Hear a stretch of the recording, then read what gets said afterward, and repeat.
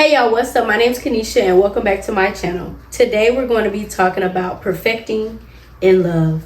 Last night I was journaling and I was just spending some time by myself and with God. Some things came to me as I was in my session yesterday, and it's something that I feel the need to share with you guys. So I got my notebook here and I'm going to share what I wrote down in my notebook. I think that it's useful for other people out there like me who want a better understanding about what's going on in life, why we're here, what our purpose is here, and just to make a little more sense of our existence. I might answer a few questions that you might have because God answered my question last night.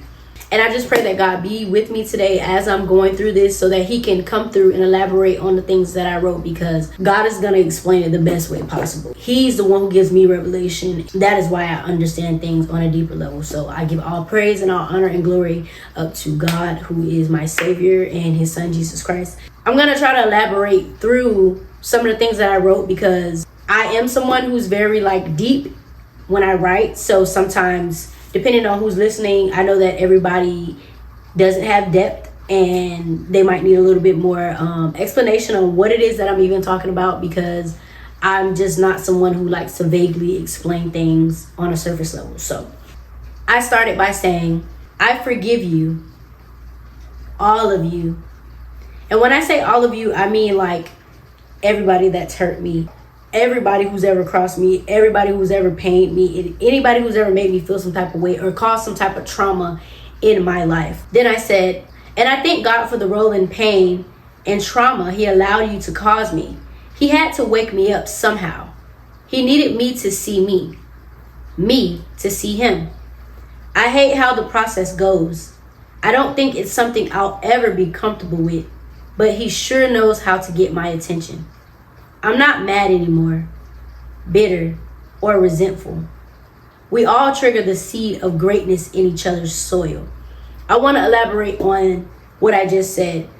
We all trigger the seed of greatness in each other's soil. What I mean by that is that we all have seeds that are planted within us and deposited within us throughout our lifetime, just through our experiences, things that people have said to us, things that people have done to us, the things that God has put into us. We all have a seed, right? When you first put a seed inside the ground, in the soil, it is dark inside the soil. But if you just leave a seed unattended in soil, it will not produce anything, because a seed ultimately needs light and water, right? So I'm going to continue. The tears we cry, whether physically or spiritually, gives life to what's inside, and God comes shining his gracious light on us and calls us up out of the dirt, the darkness. So the dirt represents the darkness. When a seed is inside of the dirt, it is in complete darkness, right? And I talked about how the tears we cry, tears come from the experience of something, the experience of an emotion.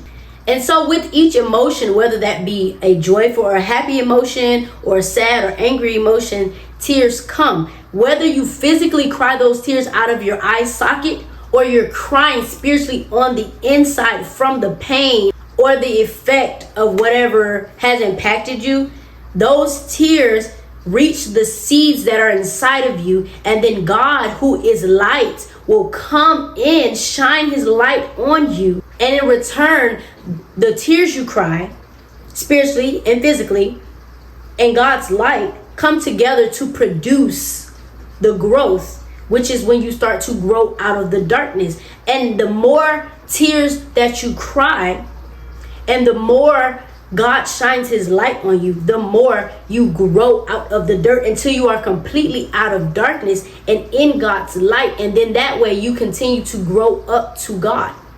It's a continuous growth.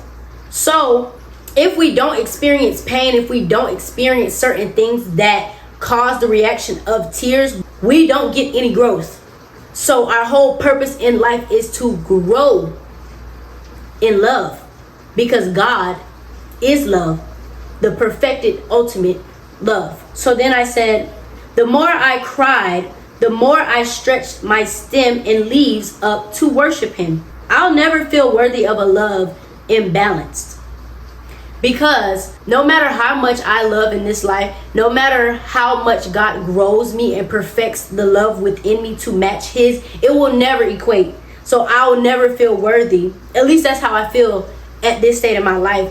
I always feel unworthy to have such a love that I feel like I cannot produce, which doesn't mean I can't produce that kind of love. I just can't fathom being able to produce that kind of love because I've never done it. And I haven't seen the fullness of God's love, because you have to be in a certain position to receive that love in order to understand what it is, how it affects you, and how that love actually is perfect. I can never love him like he loves me, but the more I understand and find comfort in his love, the more I know how to give it. I told God I want to experience a love that's rare, magical, esoteric, ethereal. How could I expect not to be prepared? Did I think the desire was enough for me to be qualified to receive such a gift? There aren't many people willing to go through this kind of training that this kind of love requires. Even my willingness comes with heavy resistance. But if I settle, it'll hurt me more than the training I'm in right now. The same time will pass in misery, so why not be miserable until my breakthrough? I want the fruit of my labor. And oh Lord, how I've labored. It never feels like the work is done, and it never will be until we leave this earth. I have a strong resistance to work, but it is reality. I understand all of you who hurt me, whether intentionally or unintentionally. Killing pride and ego is like killing weeds in a garden. It's constant plucking. When you stop plucking, the weeds grow back again and take root until you decide to pluck them again. One of the things that I'm learning about love is that everything that we experience here on earth is to perfect our love. That is the whole goal of life, to be perfected in love. Nothing that God has created is actually perfect. The only thing that is perfect in this life, in this whole scheme of things, is God's love. God is perfect love, which is something that he's trying to instill in us, right? I understand all of the people who have hurt me intentionally or unintentionally, because killing pride and ego is like weeds, because the whole goal is for us to be loved just like God, for us to reflect who God is in our character, right? And that requires being loved, giving it, receiving it, and teaching other people it, right? Helping them to perfect it while they help us to perfect it. The only way for us to be perfected in love is for people to hurt us. For us to have a transactional experience with someone that causes a reason for the love to be perfected, because love has to be tested. That is the only way to see if love is true. It takes a lot of killing the pride and ego to be able to continue to stay in that state of pure love, because pride and ego will block you actually being able to do so because of your feelings of resentment or your emotions behind whatever it is that somebody caused you to experience that was unpleasant or that you didn't want to experience, right? So I said, truth is, everything has to be maintained. There are no shortcuts, which means to be loved, I constantly have to pluck pride and ego out of myself every single day. I have to kill myself every single day. I have to kill my flesh every single day. It has to be maintained. You can't pluck it today and think, oh, I'm good for the rest of my life. And I think that a lot of people misconstrue what love is. A lot of people think that love is enough to carry itself, but love has to be maintained. Just like a garden has to be maintained. If you don't consistently mow your lawn, make sure the flowers are good, put your pesticides or fertilizers in your grass, your garden is going to begin to grow out of control, and the weeds are going to begin to produce until you pluck them, right? So then I said, I forgive everyone in my story. I love you all. I pray we all heal. I pray we all shed the layers we no longer fit in. I pray we all see the need we have for each other, and that the end goal is the same for all of us: to love, be loved, and be love. The only way to reach that height is to take our eyes off of ourselves to focus on everyone else. When you do that, you realize you're looking at you. The mirror is always right in front of you. If I love myself, I have to look outside of the vessel I reside in because this suit is not me. Basically saying, if I love myself, me loving myself should be reflected in the people that I'm meeting, in the people that I'm experiencing. Because at the end of the day, we're all reflecting one another. It might not be in totality, but we're all reflecting fragments of each other's to each other when we see and experience each other. But what's in the suit is me. And if glass mirrors never existed, I would only be able to see myself through somebody else. If physical mirrors, glass mirrors, did not exist, the only way I would ever be able to see me, my face, how I looked, is through somebody else. I would never be able to look at myself physically if there weren't any physical mirrors. So imagine life with no physical mirrors. I am reflected through the lens of somebody else. Because we are not the flesh, we are the soul within the flesh. We're just operating here to be able to have a physical experience. Earth is basically like a training ground. The soul projects what's inside, and God gives us eyes to be able to see the live action movie. We are all movie stars who happen to be playing in the starring role. But oftentimes we are so distracted with ourselves, we don't realize we're creating our own horror story. So many times we are so focused on us, what we need, what our wants is, and just being selfish, only worrying about how our world is affected and nobody else's. When we all look into ourselves, and when we're all selfish and don't take the time to look outside of ourselves more than we look into ourselves, we create that in our reality because we're distracted with us and we're not looking at everything else around us. And look at all the distractions in the world. We have so many distractions in the world that keep us from seeing the bigger picture, which I'm going to get to. It's not about you. It's not about me. It's about us. God and all his creation. If I loved and selflessly gave my service to everyone outside of myself, I would in turn be serving myself. I would feed me because in turn, you would provide me with the same, and there would be no lack. If we were honest as a whole, we all have what each other needs, but we're too scared to express it. We're ashamed of what's real. We're running from the truth all the time, and yet the truth keeps chasing us until we gouge our eyes out, sever our legs, and pierce our ears with knives. Truth meets you at your dormant space.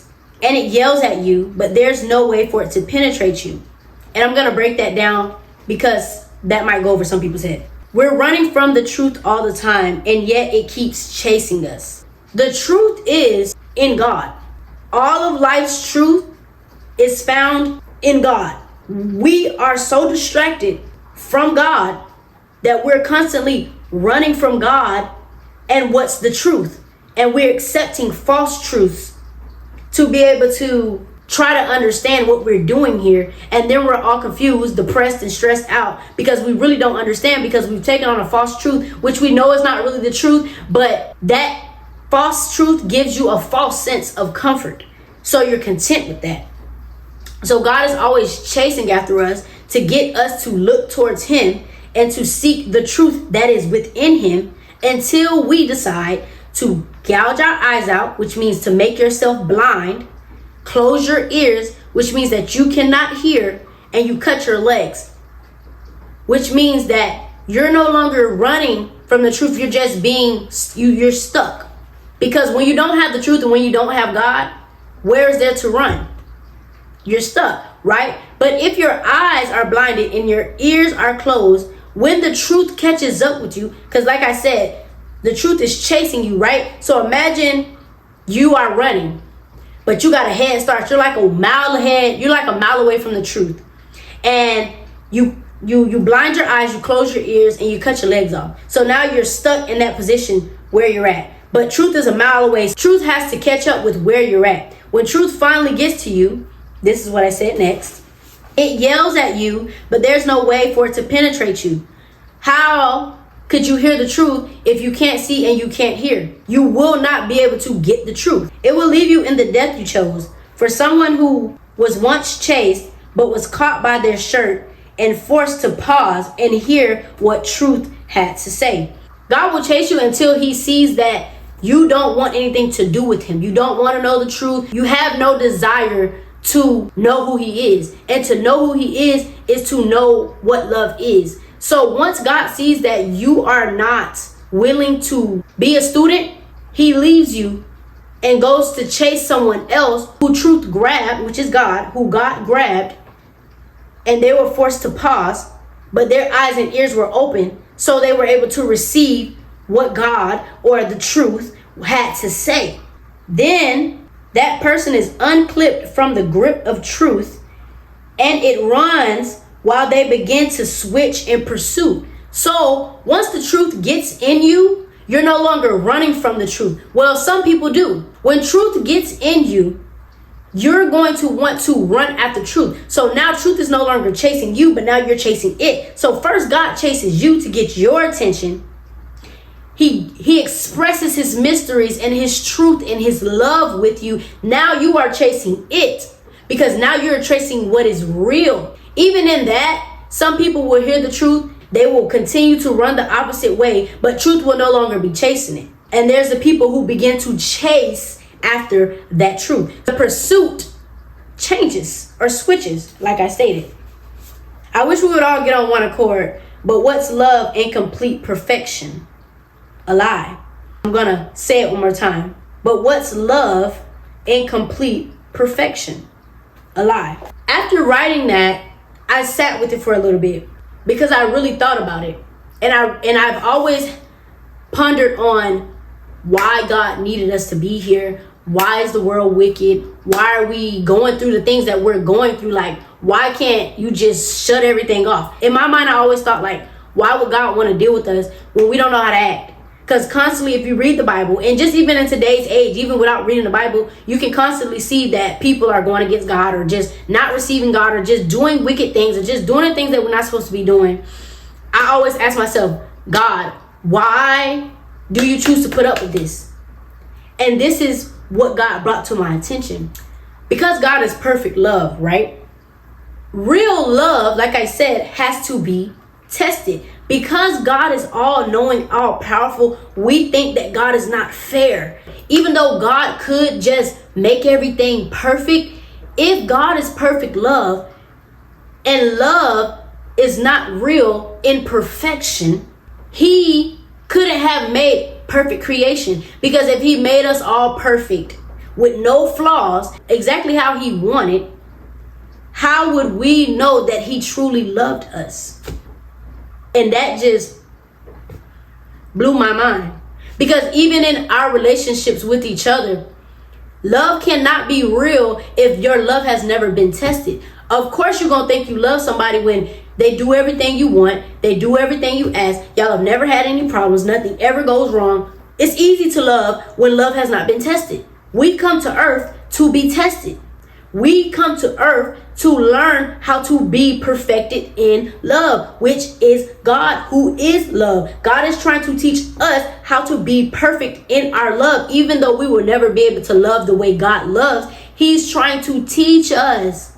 But he's only willing to teach those who are willing to be students, because earth is a school. We're all students of earth. But because we're so distracted with all the extra stuff that's going on, which is intentional, it's like we're in a game. When you're playing a video game, the computer's job is to get you to not win. The computer's job is to get you to not elevate to the next level. Satan is the computer. Satan is the computer that is trying to get you to forfeit your success, forfeit winning. I believe that Satan was designed for that purpose. Because God loves all of his creation, wicked or not, it shows how real God's love is. He loves a creation that isn't perfect. And that is the only way love can be true. When you're loving someone or something in their imperfection. Not to say that those flaws can't be corrected which is what God is trying to do. He knows we're imperfect, but he wants to put us in training. He wants us to come to him so that he can begin to perfect the love within us by loving us and allowing that love to change the flaws that is within us. And to love each other the same way. Because if we were loving each other in a perfected way of love, there would be no wickedness. There would be no need for confusion. Everybody would win. There would be no lack. Because I got your back, you got my back. And we're all understanding of each other's truth. And if we're being honest about our human experience, we could have a better experience. A lot of us are so judgmental because we act like we don't understand where someone is coming from. But all of us have to be tested. We all have to live imperfected lives in order to learn how to love. Because the only way to learn how to love is to experience imperfection. If my life was perfect, I had great parents and I got everything and I lived in a big house and I had no worries, there would be no growth. There would be no tears from the experience. My seed would stay in the darkness because I would have no tears, no water from my experience to water the seeds, and God would have no reason to come and shine his light on the seed that is in the darkness. We are born into darkness so that we can grow out of it. But if you don't experience anything in life to produce the water for then God to come in and shine the light, then it's not real.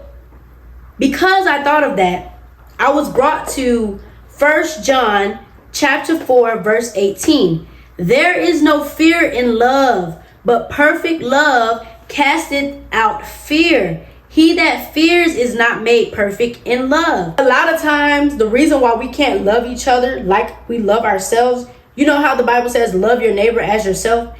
But most of us don't love our neighbors as ourselves. Most of the time we say, I don't love nobody more than I love me. But loving your neighbor is loving you, because y'all are a reflection of each other. So if I don't love my neighbor, I don't love myself, because we're supposed to be a unit. I can't do anything in life alone. We all need each other. There's an important, vital part that we all play into each other's lives that makes the machine work. But because the machine is supposed to be like this, but this part missing over here, because this part want to be over here, we're all so selfishly involved in our own lives, our own feelings, what we're going through, that we're not looking outwardly. Obviously, we all go through pain. Obviously, we all go through things. But if me and every other person forgot about our pains and what the things that we go through and focused on everybody else and giving love to that situation, they can then reflect that love and give us the love that we need to grow out of our feelings and our trauma, and then we won't feel like we're lacking anything. But obviously everybody's not going to choose to be perfected in love, and that is why we have such an imbalance, because everybody's not on the same page, which is why God is trying to see who wants to learn, who wants to be a student, who wants to be perfected in love while we're on earth, so that way he can choose those good seeds, those good students.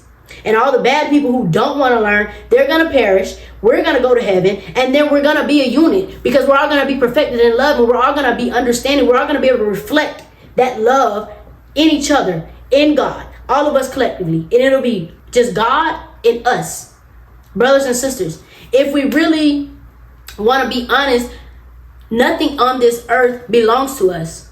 Which is why it is so important for us to detach from everything in this life. My mother isn't my mother. There's no mothers in heaven. There's only brothers and sisters. We're all brothers and sisters, and that is it. We have one parent. Your baby don't belong to you. Your sister don't belong to you. Nobody belongs to you. It is all a part of the experience to help you perfect your love. How could we know that God loved us if we weren't imperfect? Then his love would be fake. Because it's easy to love a creation that's perfect. He shows us how real his love is by loving us in our imperfections, but then trying to correct and smooth out those flaws by perfecting our love in him, by communing with him, learning what love is through him, and then reflecting that love to everybody else around us so that we can impact somebody else so that they can begin to reflect it. And then it's a ripple effect, and then everybody should be producing it.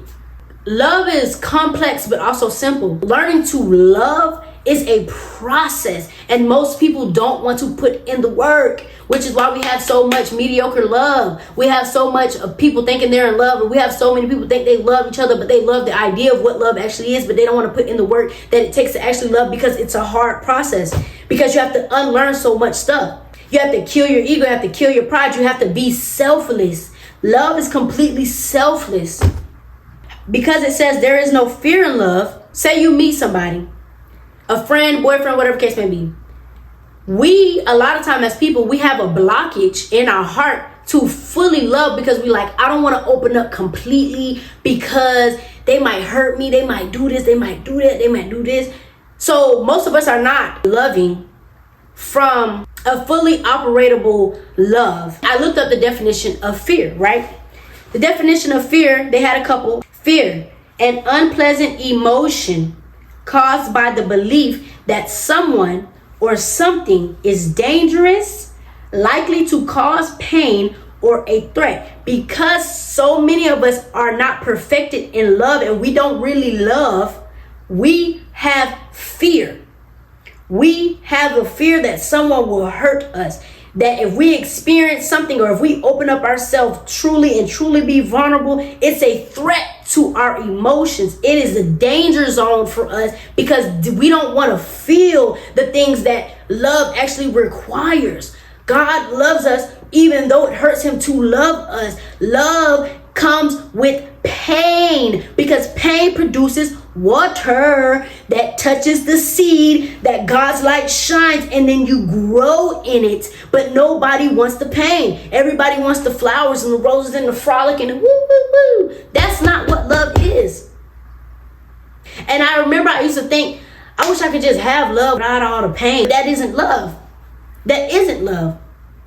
We have a false, misconstrued perception of what love actually is, which is why the world is so wicked, because the love is lacking. Like, we have a lack of love on the earth, and we have a lack of people who are willing to undergo the training to perfect their love. The only way to learn how to perfect your love is to go to the person or the thing that is perfect in love. God is the only perfect love that exists.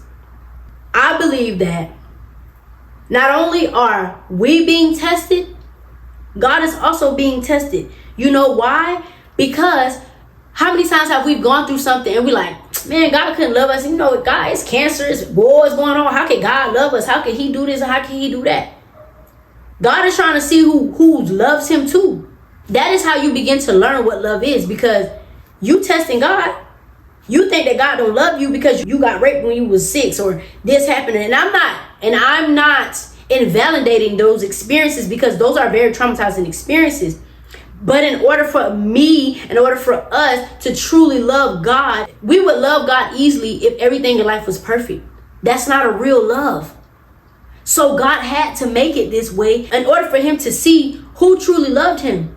That's why it says, love God when you broke. Love God when you ain't got it. Love, because you know that God can change your circumstance. It goes back to the book of Job, when he was putting Job through the things that he put him through. He tested Job's loyalty and love for him, because God knew he could give it and take it away easily. But how do I know if you truly love me if I give you everything? It's easy to love me, but that's a false, fabricated love. Love has to be tested. It just has to, in order to be real. And then I looked up the definition of perfect. Perfect means having all required or desirable elements, qualities, or characteristics. If we were all perfect people, it would be easy to love. We're not perfect people. And we're not here to be perfect people. We're here to perfect our love. That's why God sent his son to die for our sin, because he wanted us to realize it's not about your sin. It's about your heart. That's why it says he looks at the heart. And now it makes sense to me. We were never made to be perfect. And the reason why we're not made to be perfect is because God had to prove his love is real through that imperfection, and vice versa. Through the things that we experience proves our love for God. Through the bad things we experience proves our love for God. Because if God was perfect in everything he did for us in our lives, we would love him. It shows how much our love is real when our lives come with trials and tribulations, and we done been through things that would make you feel like, I can't love somebody who could do me like this. So both parties are being tested. Both parties are learning. I believe God is learning his creation. He's learning just like we're learning. But he gives us a choice to be a student. That is the free will. The free will is, do you want to learn how to be perfected in love, or do you want to be a lover of self? Lover of self are the wicked. The people who can't see outside of themselves are the wicked. Because think about if all of us thought about each other. We will all have money. We will all have food. We will all have resources. Nobody would lack because everybody would fill in their spot. Think about if, say this is the world, right? And there was nothing in the world, and we had to build up communities. We had to take care of the animals and, basically just start from scratch, right? If all of us were operating out of the spirit of love, it would be like this. Oh, y'all gonna build up Monday through Wednesday. Then we'll come replace y'all so that y'all can get some rest and spend some time with y'all family. And the workload gets divvied out and everybody's happy to do so. Why? Because if I'm loving y'all and I'm taking care of y'all, I'm taking care of me. Because me taking care of you is taking care of me, because we're taking care of each other. It's an even exchange. But we're not doing that. We see there's these rich people who got money and won't even buy a person off the street a house. Won't spend no extra money to help somebody get up off their feet. Because they're like, man, I put in the work. I did all this and I did all that. We're only as strong as our weakest link. And I've heard that before, and it makes sense to me now. You're not strong if you have weak links. Why? Because your weak links should be made strong in you. You should be strengthening those weaker parts so that y'all can be in one accord. And then we're all strong. Why? Because we all have weaknesses. But it's like a puzzle.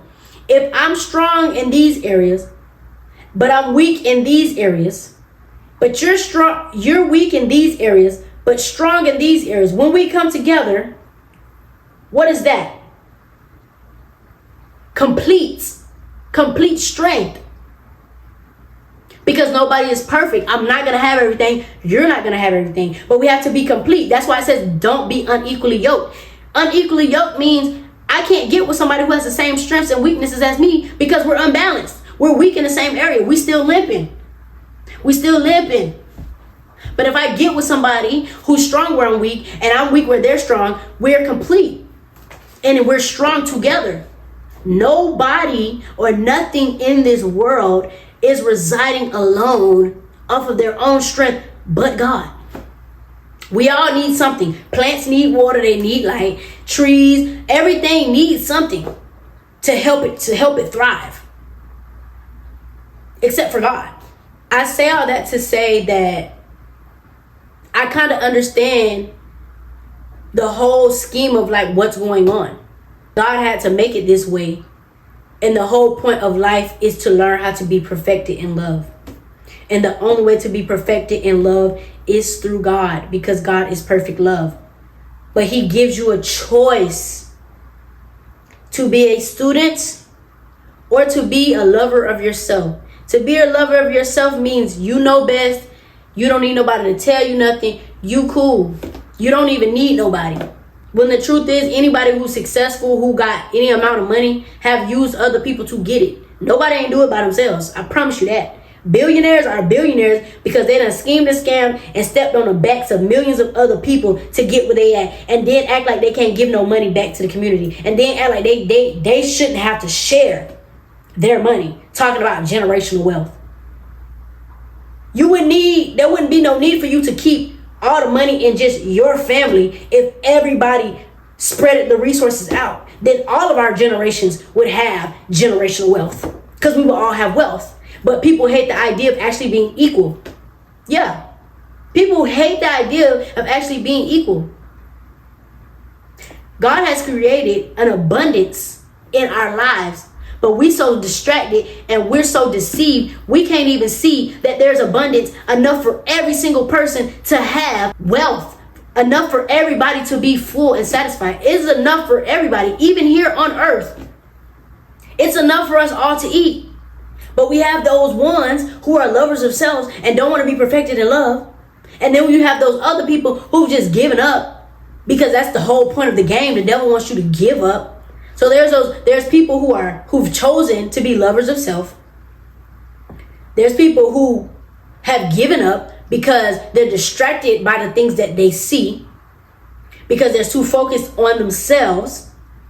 Then you have the people who have heard and seen, and they're chasing after the truth, which is God. God is the only way to get the truth. There's things that I'm learning, or there's things that God has revealed to me that I didn't even know, that nobody told me, that I didn't even go research.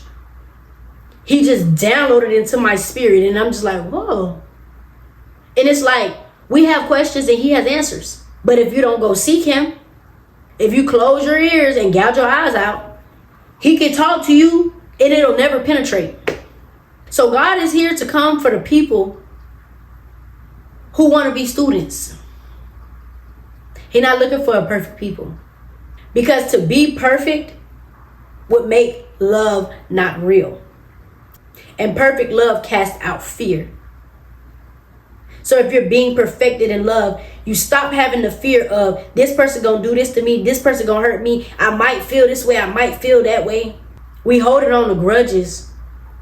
And that's why I said, I forgive everybody who played a part in my story, because I needed that pain. I needed those imperfect moments from them being imperfect human beings to create the desire for me to grow in perfected love by crying from the trauma, from the pain, and then God coming to shine his light in my darkness. We're all trying to figure it out. We're all hurt people going around hurting each other more, when we should be hurt people forgiving and loving on each other so that we can all grow in a garden together and flourish in the garden together. And it really changed my heart posture yesterday. It changed my heart posture to feel like, wow, I was really able to let it go, the things that people have done to me. Because some people are in the dark. Some people, their seed is in the soil. They ain't giving God a chance to shine the light. They haven't cried the tears. They're avoiding the tears, the pain. And they're hurting other people to avoid being hurt. And I just think, like, it'll never be perfect down here. You get what I'm saying? Nothing is ever going to be perfect in life anyways. But especially down here, because like I said, we're never going to all be on one accord. That's why this is the testing ground, to separate the wheat from the tare. The ones who want to be lovers of self and stay wicked, they're going to perish. And they're going to get the reward of wanting to be selfish. And the ones who end up perfecting in love and growing in love will reap the benefits of that with God. And we're all going to be in one happy union. Loving on each other, growing in each other, understanding, looking at each other, reflecting off of each other. Because we are all each other. We're all humans. We're not the same exact soul. Yes, we all have our mind of our own. But you are me and I am you. And if I love me, I can't say I love me if I treat you like trash. Because if I treat you like trash, that will do the opposite of cause you to grow in love. And therefore you can't produce love. But if I'm constantly producing love to you, love changes things. So that love will begin to penetrate, and it will start to cause a change in you to where you start producing love. And that way I'm able to get the love back. So if I'm giving you love and you giving me love back, that means I'm pouring in your cup, we pouring into each other's cup. And that way our cups stay full. When you need it, I give it. When I need it, you give it. I just really hope that helps somebody, because it really helped me yesterday when God revealed it to me, and it made me look at things a little bit different. It gave me a sense of security to know that It's hard to love. It's hard to love. And I've prayed to God that I experience a love so powerful, so passionate, so blissful. Like, I want to experience with my husband a love that most people in the world ain't never seen. I was asking for that. I've been asking for that. And for so long I've been single. And for so long I done cried. And for so long I done journaled. And for so long I just been working on me. Plucking the weeds. Maintaining the weeds. Growing and perfecting in my love. Because love has levels. I ain't got it yet because the type of love that I want, there's a certain requirements. There's a certain training that it takes to reach that type of love. First within yourself before you can experience it with somebody else, and then y'all can skyrocket even faster. Love don't have no cap. Love doesn't have a roof. It can keep growing and growing and growing and growing and growing. It never stops as long as you continue to put in the work. As long as you continue to maintain it and grow it. There's people I've seen, they be like, yeah, I've been together for 5 years. I've been together for 10 years. And y'all been on level 1 of love the whole time y'all been in a relationship. Because y'all think that's what love is. And there's rarely any people that I've seen that makes me desire to want to be in a relationship. That's even with friendships. I don't want any of my relationships in love to be mediocre. But most people are mediocre and they don't want to do the work that it takes. They don't want to deny themselves. They don't want to kill their pride. They don't want to kill their ego. They don't want to be selfless and take a look and stop looking at themselves so much. What I need, what I want, what can you do for me? What can I do for you? And in return, if you're a good person who wants to be a student, you will learn what I need and you'll give it to me because I'm giving it to you. Because you want to learn to continue to grow and be perfected in love. And then once you have God at the center of that, you're going to continue to grow and be perfected in love. You're going to be unstoppable. Because He's going to teach you. And you're going to learn. And He's even learning us while we're learning Him. Just because God is all powerful and stuff, He comes to our level. Because He's humble. He's a humble God. But most of us can't see that. Which is why we're running. We're running from Him because we're scared. God, I'm not worthy. God, I'm not perfect. He never wanted perfect because that's not love. But because we don't know what real love is, we're running from Him. We got the fear. We have the fear in us because our love is not being perfected. Because perfect love casts out fear. Perfect love runs to the truth, runs to the love. We're not running to it. We're running away from it. There's so many people settling in all type of relationships. Y'all are settling for the bare minimum. I'll ask people, oh, why you love that person? Oh, cause he take care of the kids and she rubbed my back good and oh, she got a nice body, and all the reasons that I hear why people say they love somebody are superficial reasons. You should be loving somebody because you love them, period. Point blank. Love that they exist. I just love them. All the other stuff that they do for me, that's a bonus. That makes the love even more exciting. I want a slow burn. I want a slow burn. Fire in love has to be maintained. You got to keep putting the logs out there. They got to continue to burn on something. Some of y'all fire done died out and y'all just with each other.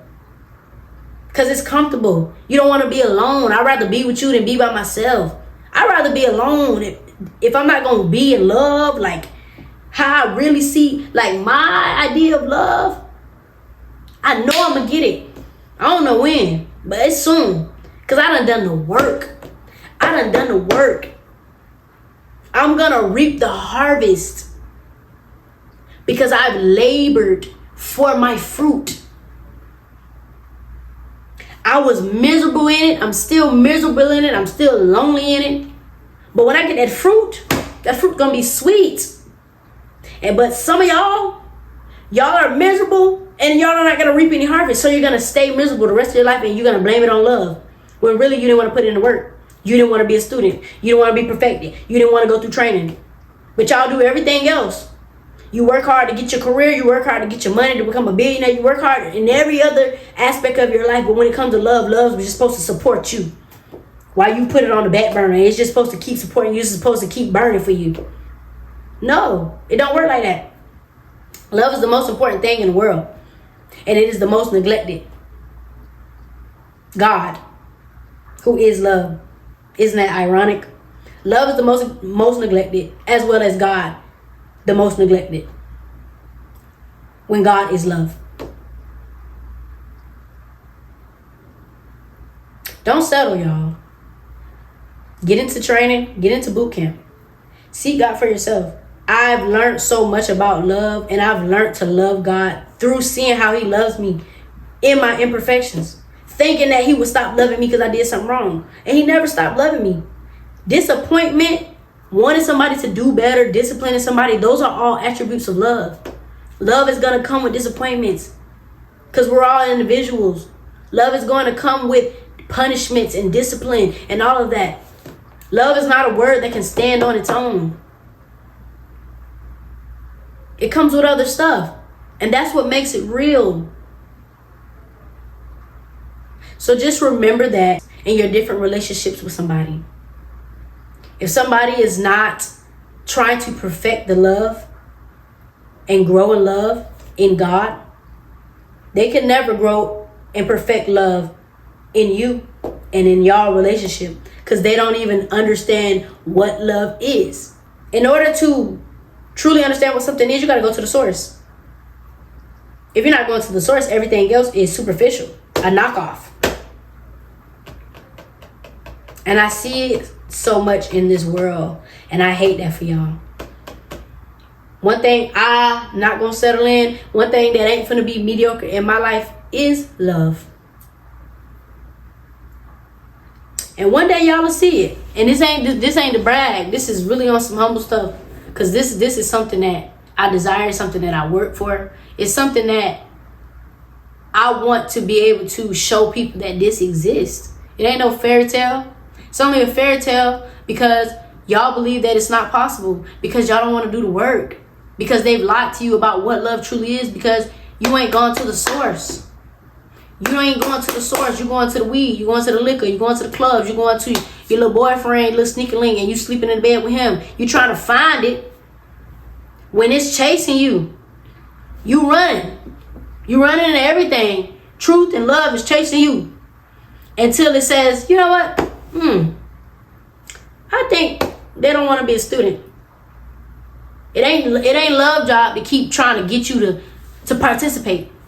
It's gonna send you a couple flyers in the mail, and after so many times, they gonna stop. Love is gonna stop sending you emails. Love is gonna stop sending you notes in the mail, and it's gonna go to the next person who's ready to receive, who's ready to learn, who's ready to grow in it, who's ready to master it, because that is the whole point of Earth, to master love.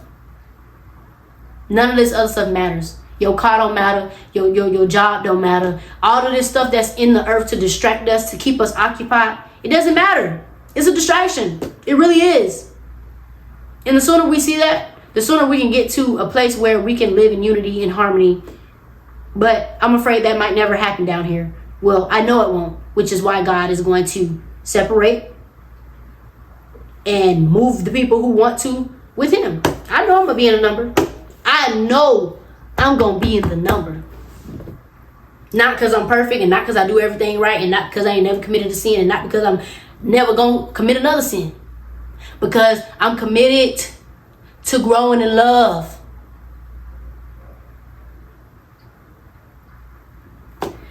So, like I said, I really hope that helped somebody. It really helped me, and I hope you guys have a great rest of your evening and catch me on the next video. Like, comment, and subscribe. I'm out.